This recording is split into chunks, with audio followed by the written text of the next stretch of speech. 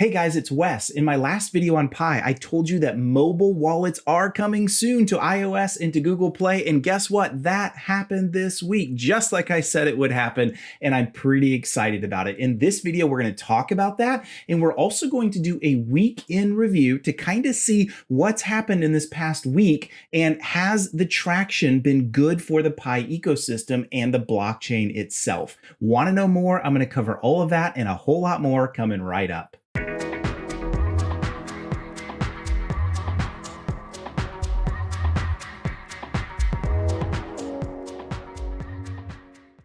All right, guys, thank you so much for joining. So just as a way of introduction, my name is Wes Spencer. I am a technologist. I'm a cybersecurity entrepreneur. I've created multiple companies, and I run this channel to cover all of that and all about crypto as well, because I've been super excited about that for a really, really long time. Hey, by the way, now that you're here, would you hit the subscribe button, hit the like button, and definitely hit the bell icon? I know all of the producers like to say that, but it really does go a long way, both for the algorithm and for me as I grow this channel. That would mean a ton. Okay, so let's just jump right in. What I thought I would do is I'm just going to start by sharing out my phone like I typically like to do in videos like this to give you a look at what's going on. So two new things. First of all, the way to start. So there's been an update in the Pi ecosystem itself. So if I open up Pi, you're going to see some great news here. So you see this new button right there that shows up with Pi Browser. There's been a bunch of people that have asked me, hey, is that Pi Browser thing like legit? It goes to like a new app in the App Store, and I don't know if that's like a real thing, if it's legit or not. It is. The way it works is you're going to tap on that, and because I've already got the Pi Browser installed, I'm good to go. It just moves right to it.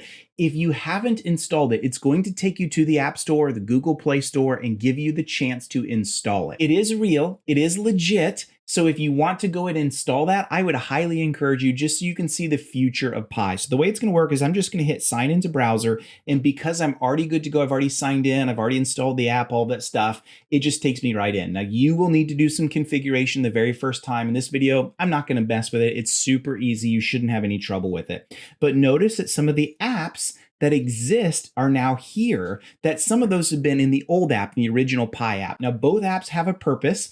If you want to read Nick's notes all through his latest release, he talks about why that you would want to use both. But also notice here, not just the same apps you've seen for a while, the wallet is in, and that's a big deal. I'm going to go ahead and tap this. Now, I have already signed mine up. One of the things that's really important, and he talks about this in his notes, and you need to know this, you've got to save your key. So if you're new to crypto itself is just based upon something called public key cryptography. You have a secret key and you have a public key.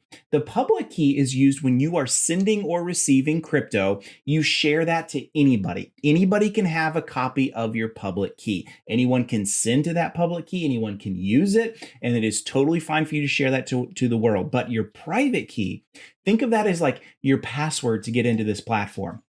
If you lose that private key, you have pretty much lost access to your Pi. Now, right now we're in test Pi. It's not worth anything. We're just testing. So it doesn't really matter too much. And there are some rumors that I have seen, and there is some information from Pi that they are looking at using the security circles to be able to recover accounts that have been lost. But hey, look, that's beyond the scope of this. But I've already set mine up. You just need to know this one fact. Get used to the practice of securely saving your recovery keys for any crypto wallet that you have. Now, there are a lot of ways you can keep that safe and secure. I guess you could like handwrite it out and put it in a bank deposit box if you wanted to do that.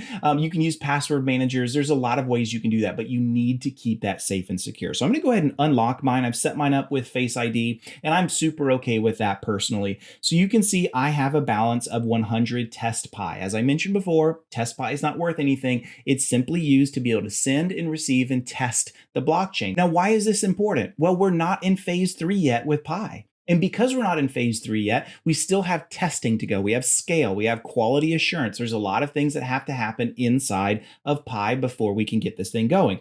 But you can see I can hit the receive button. There is my public key, my public wallet. Anybody can send crypto to me. Now, if you do that, fine, but I'm probably going to get a whole bunch of people that send it just because of the number of followers on this channel. So I would recommend actually don't send me any crypto right now, because there's a good chance I won't have time to get you crypto back. So if you just want to send test Pi to to me, have at it. I'm not going to stop you, but just know I probably won't be able to send it back. Now you can also very easily copy this. So that's really nice to like be able to send it in a text message or share on Reddit, something like that. So it's really, really nice to see that that does exist.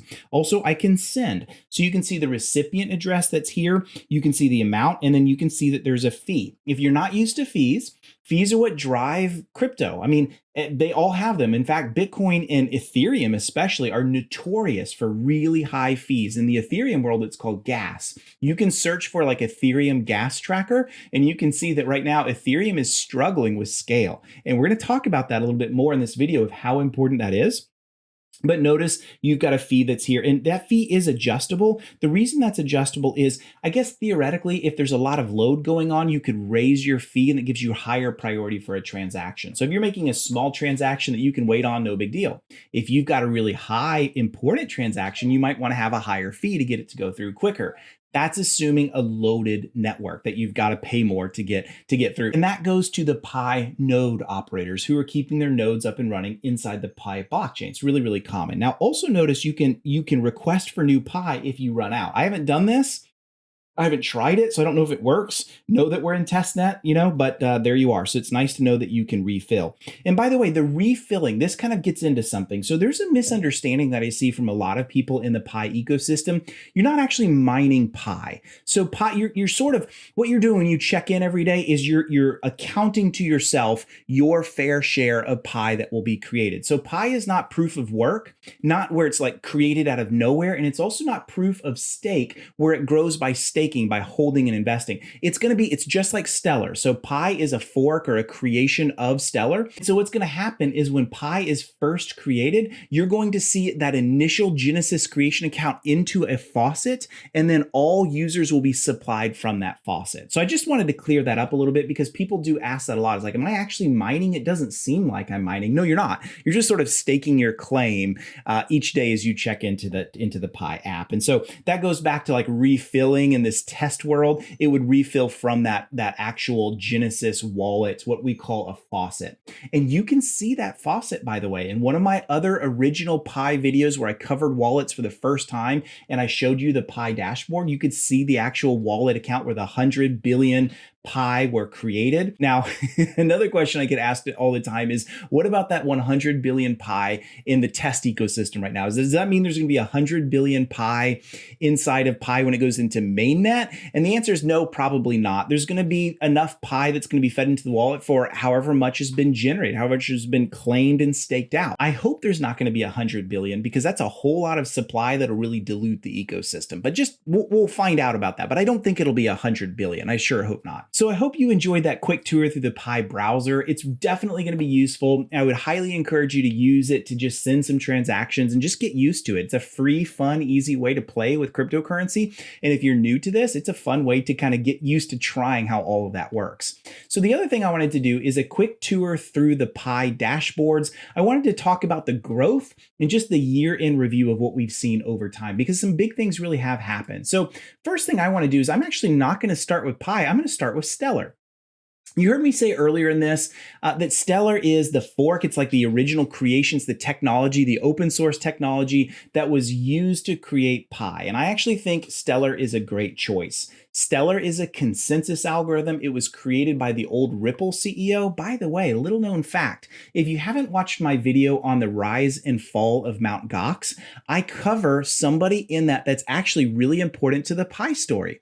That person is Jed McCaleb. So Jed was the original creator of Mt. Gox exchange before it was like an actual Bitcoin exchange. It was a Magic the Gathering trading card platform. And he sold it to Mark Karpelès, who eventually ran and allegedly kind of destroyed the entire platform and was, again, allegedly responsible for nosediving crypto for a number of years. And that allegedly people like me maybe might have lost some crypto on Mt. Gox, like way, way, way back in the elder days of crypto. Now, the reason he's important to this is because after those days, he also went on and started Ripple. And then he left Ripple and over some disagreements, which I think he was probably right on, my opinion, and went over to create and start Stellar. And he's the CTO of Stellar to this day. So why is that important? Well, the Pi team chose Stellar to build their network off. And I think it's smart because Stellar is well known for having a very high transaction rate. It's also known for being a consensus algorithm that kind of doesn't use the proof of script, proof of work methodologies. It uses something called Byzantine Federated Trust, or a form of it,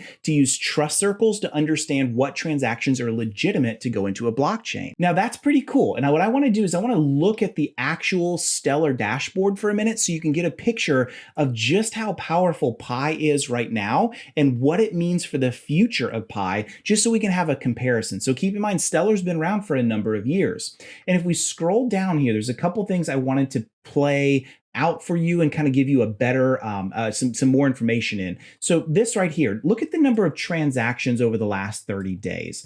So it's trending right around, so transactions is blue, orange is operations. We are focusing on transactions right now. So notice that the Stellar blockchain itself that is live, it is real. It is being used. It is a tradable currency. I own a bunch of it because I think Stellar is really cool. Notice it goes in its high points as high as 1.5 million transactions a day. We're looking at per day. The way my browser has kind of shoved things together, it's hard to see that, but it is per day. So that's a lot. Now, if we take our calculator and we take 1.5 million, and just, I'm going to do this with you real quick. We're going to do a thought exercise on this. So I'm going to take 1.5 million. Okay. So here's the number 1.5. I don't know if you can see it, 1.5 million.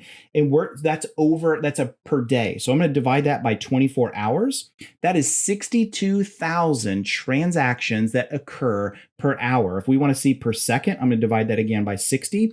That's about 1,000 transactions a second. That is fantastic. Like, that's really good data. That may not mean a lot to you. So let me show you this. I'm going to go and Google for this. And we're just going to do this live. Bitcoin transactions per second. And I'm going to Google this, and I want to show you from my friends at Blockchain the difference between Bitcoin and the difference between Stellar. So look at Bitcoin. At its high points, it's doing about 4 transactions a second. Whoa, like that's orders of magnitude different between the actual like tried and true gold standard Bitcoin, which is obviously super, super slow compared to what we have in Stellar. So Stellar is really fast. It's built to be, it's not the fastest, but it's a very fast transaction network just because of the way it works. That's awesome. Okay, so what does that mean for Pi? Well, let's go take a look. Keep in mind, before I show you this, Pi is still in testnet. We're still testing it. It's still being built. It still has a long way to go before it's legitimate and real. So that being said, here we are. So you see the totals. And by the way, if you want to go here, I'll put it in a link in the description down below. It's just dashboard.pi-blockchain.net. You can very easily go there on your own if you want to see all this data yourself. This is not hidden data that only Wes has access to, right? Okay, so you can see the total supply. Like I said, it was created from a faucet account, 100 billion. It's just the standard they chose. You can see 13,000 active nodes. In my video a couple days ago, it was 12,000. So more nodes are being spin up. That's good. Now look at this. This is really awesome news. 2,300,000 accounts have been spun up in Pi.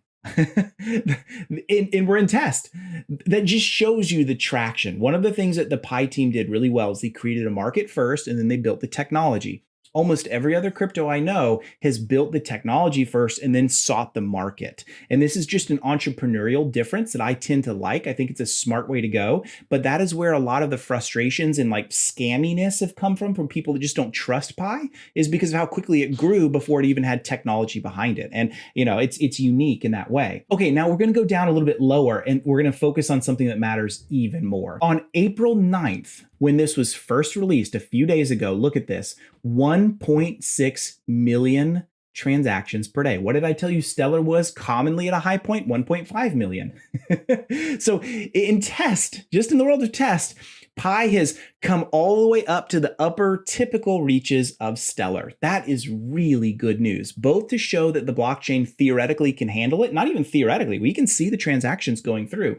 And secondly, to know there was a fervor, a bunch of interest in it, and it handled the load. Now that is really important for a crypto like Pi that's designed to be a high transaction cryptocurrency. So great to see that in action. Now notice the numbers have dropped off significantly over time. Each each day that goes on. And that's okay, right? There was a lot of new interested fervor that happened and then it dropped over time. That's super normal because we're just testing Pi. Nothing's really happening with it. But to see those numbers right out of the gate, to see millions of users, millions of transactions occurring, and it handled it flawlessly, congrats to the Pi core team. That is difficult to do. And now we know there is a real blockchain behind all this. Still, Pi has a long way to go to be successful. It's no guarantee of being successful yet, but it has a long way to go, and that's really, really exciting. Also, notice country codes. I was surprised by this, at least from the nodes. Now, this is not users. This is people that have spun up nodes. And the only reason we know this is because nodes check in and show where they're coming from. So notice China is by far the leader. In fact, China has more than like